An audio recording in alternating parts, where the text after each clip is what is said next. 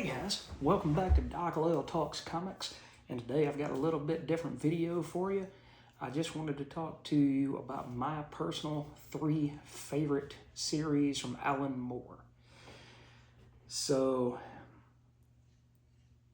Alan Moore wrote a lot of comics, and he was almost a modern Jack Kirby as far as, his words, just the beautiful things that came out of his mind, his imagination.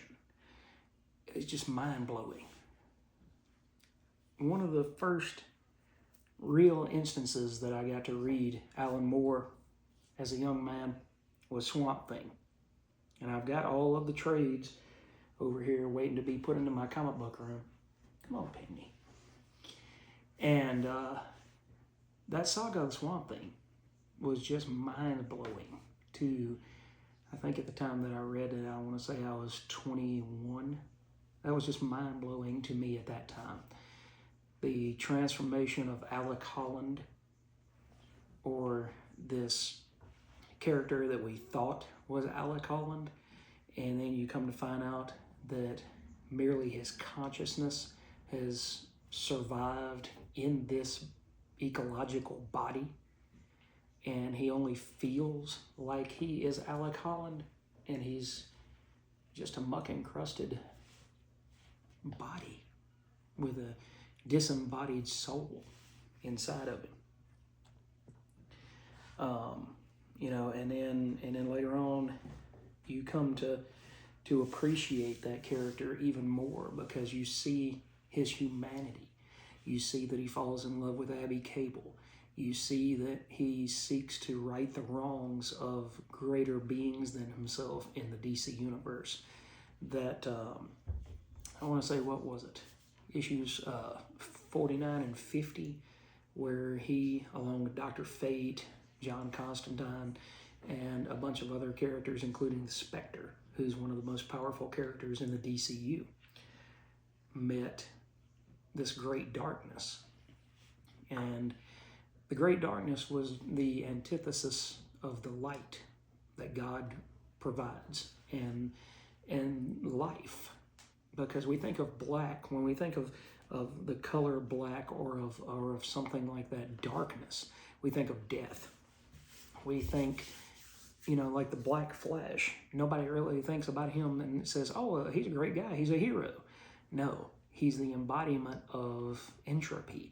He's the embodiment of death for a lot of characters in the DCU. Okay, so you've got wild ideas like that that just explode onto the page month in and month out from a guy who was, I believe he was probably in his mid-20s at that time. And you just have so much energy, so many great ideas that you feel that you can share with the world when you're that age, that he was fortunate enough, and we were fortunate enough, that he got the nod to go create these stories for these titles and bring Swamp Thing in particular for the first book into the modern lexicon. And people always say, it's one of the gateway, drug books to get me into collecting comics. If you have any sort of spirituality, intellectualism, any kind of those things, Saga of the Swamp Thing by Alan Moore, you cannot go wrong. You can't. It'll cause you to think. It'll cause you to expand your own horizons as far as what you read, what you examine, how you examine the world around you. It's just a great eye-opening piece. Secondly, I think Tom Strong is one of his greatest creations and one of his greatest books. At first, it's like a pulp hero like Doc Savage, or characters like that. It had a pulp adventure type feel to it. But every single issue brought something new to the fold. You got to see all of these great artists that would step in whenever Chris Sprouse needed an issue off. My first issue that I picked up was issue number 5 with a character called the Pangean. And for those of y'all who don't know, Pangea was the supercontinent that was made up of all 7 continents that currently exist, and they were all smushed together in one section of the world. And so Tom Strong gets sent back by his enemy into time when Pangea was still a thing. And so this Pangean had built itself up from being a single-celled organism into the master of that particular time. Penny, do you not feel love, buddy? Is that what's going on? And through this, he fights Tom Strong. And Tom Strong apparently at some other point had been in this time period. But now the Pangean is much larger. It's like a continent itself. And Tom knows what the Pangean does not. That time is not on the Pangean side. Instead, he knows of the asteroids that come and destroy everything. And the Pangean sees all of this flaming death coming from the sky.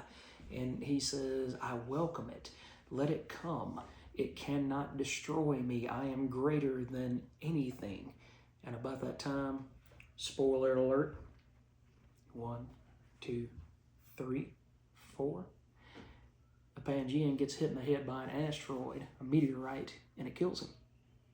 And so the Pangean, who thought he would live forever, just like humans sometimes foolishly wish to live forever, then the Pangean was snuffed out of existence, just like everybody has a birth date and a death date.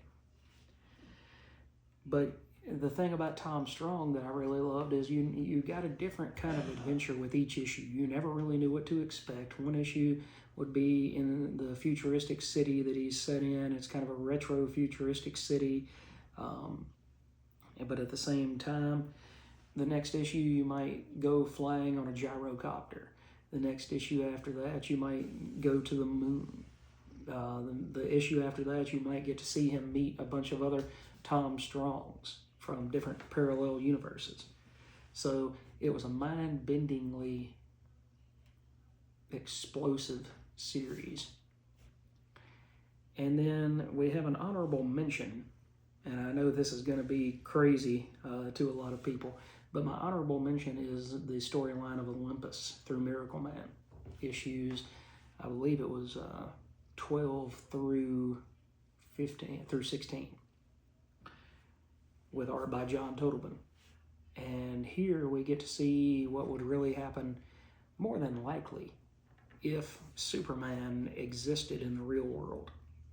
But the beautiful artwork in that particular story is what keeps you coming back for more. The line work from John Totleben, who, for all intents and purposes, he's got retinal, not neuropathy, but it's a thing where your vision, your peripheral vision, continues to just gradually decrease until you can't see anything. And when you go back, if you've never read that story, Marvel reprinted it a couple years ago. You can pick up those issues, probably dirt cheap, maybe even in the back issue bins, dollar bins. But you go through and read those stories, and it's like a poem. It's absolutely some of the greatest, purple prose that I've ever read in my life. And you get a morality tale in there. You get to see Johnny Bates, who was Kid Miracle Man. And you get to see his utter and absolute fall. And then Miracle Man is left to decide how to deal with this fallout. What's going to happen to Kid Miracle Man? How can we try to save him? Can he be saved? It's a assault on the senses. John Totlben's artwork elevates what would have already been a great story to just an astronomical level of heights. And so the only thing that, in my opinion, that Alan Moore ever wrote that could outdo that, which is number 3 now, is Promethea. And the story of Prometheus is the story of the character of Prometheus giving man the ability to create fire, to understand flint and tinder and be able to strike and cause a fire. Lay down, buddy. Lay down for just a minute. And here you get Sophie Bangs, who is a young woman who is taken over by the idea and the goddess Promethea. And so you get a Wonder Woman story from Alan Moore, but it's a Wonder Woman who is a more magical character. It's not necessarily of the gods type of thing, but instead it's a character that you look at and you say, man, this is otherworldly, because Promethea takes the form of Sophie, and then Sophie kind of disappears almost into another, like an underworld or something, when the consciousness of Promethea takes over. And the artwork by J.H. Williams, again, elevates what would be an absolutely amazing story, even one better than the story in Miracle Man. And there's magic, and there's these godlike creatures and the Kakadoos, and it's just fun to read. That's the thing about Alan Moore, is when he was enjoying himself writing these characters, then it absolutely brought you into his enjoyment. It was like somebody who has never done stand-up comedy before, but then they go out and they just absolutely knock it out of the park. And you knew that they would, because they've been making you laugh for years. But they go and they transform this little hole-in-the-wall place that they go do their comedy show. All of a sudden, it feels like it's Radio City Hall, just because the performer elevates his surroundings or her surroundings. So that's 3 quick little, popcorn in a movie, dinner in a movie ideals of Alan Moore's 3 and an honorable mention greatest hits. So what are your favorite Alan Moore stories? Have you ever read any Alan Moore? Have you ever gone out there and said, I want to read something bigger than Spider-Man punching the bad guy. I want to go out there and read something different from Batman being the Dark Knight detective. These stories, these 3 stories, Swamp Thing, Tom Strong, honorable mention of Miracle Man Olympus, and then Promethea, will take those stories, that 9-panel grid or 12-panel grid, or whatever it is that you're used to seeing, and will elevate this to a literary form. And that's not a bad thing. I've heard other YouTubers talk about that comics should be fun, they should not be literary or be trying to teach a lesson or trying to inform. But occasionally I enjoy something a little bit more so than fisticuffs and bright colored spandex pants. Sometimes I enjoy reading something that really gets me to thinking, what are my thoughts on this? Another honorable mention would be V for Vendetta, and I'm not going to dig into all of that, but it's a political thriller. And you can even cheat and go watch the movie on that one. So, but V for Vendetta was also cool just because of the Guy Fawkes mask. But anyway, guys, like I said, hit me in the comments below. Let me know what your favorite 3 Alan Moore stories or series were that he worked on over the years. And I've got more videos like this coming up. So if you like this, please hit that like and subscribe down at the bottom, and you will receive notifications.